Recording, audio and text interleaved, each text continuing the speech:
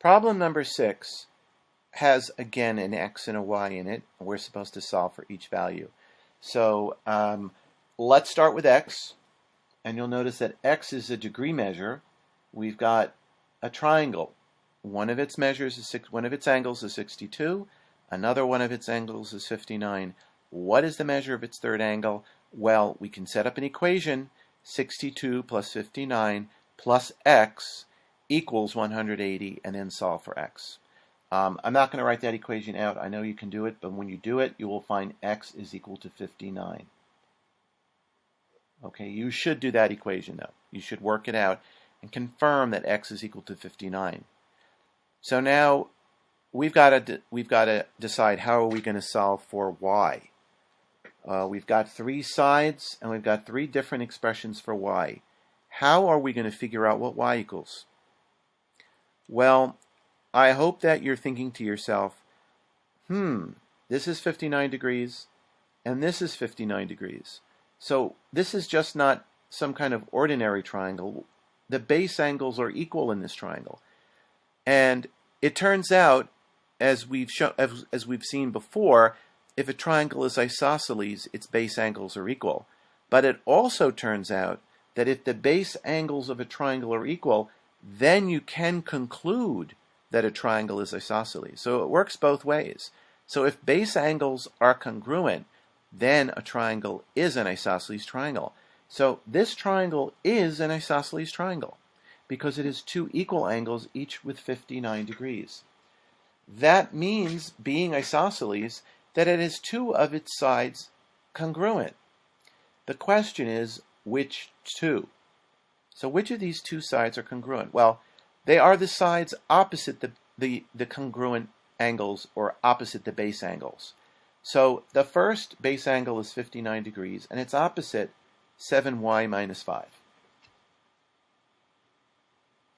The second base angle is x up here, which we know is also 59, and it is opposite the side that is 4y plus 13. So they have to be equal in measure because they are opposite equal base angles. These are the 2 sides of the triangle. These are the 2 sides of the isosceles triangle that have equal measure. The 2y plus 22 we don't know anything about really right now. It is not necessarily the same measure, the same distance. Okay, so we only know that 7y minus 5 is equal to 4y plus 13. Is that enough for us to solve for y? Yes, because we have only one equation, but we have one unknown.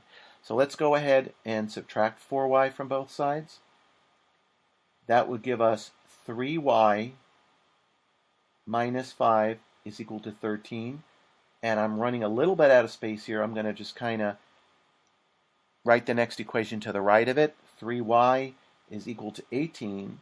If we go ahead and we add 5 to both sides, and finally y is equal to 6 if we divide both sides by 3.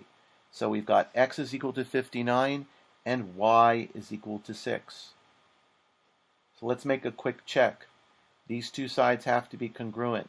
7 times 6 is 42, minus 5 is 37, and 4 times 6 is 24, plus 13 is also 37. So everything checks out. Let's go on to problem number 7. Find the value of x. Okay, we're given a right triangle that is also an isosceles triangle because it has 2 congruent sides. This is a very special kind of triangle that is called a right isosceles triangle, or an isosceles right triangle. And we can actually figure out the value of x here. If we remember that a right angle is 90 degrees. So if we remember a right angle is 90 degrees, and we remember that the base angles have to be equal, since this is an isosceles triangle, each of these base angles is opposite a congruent side, that means that this base angle has to be x as well. These are both x, and the sum of these has to equal 180 degrees. So 90 plus x equals 180.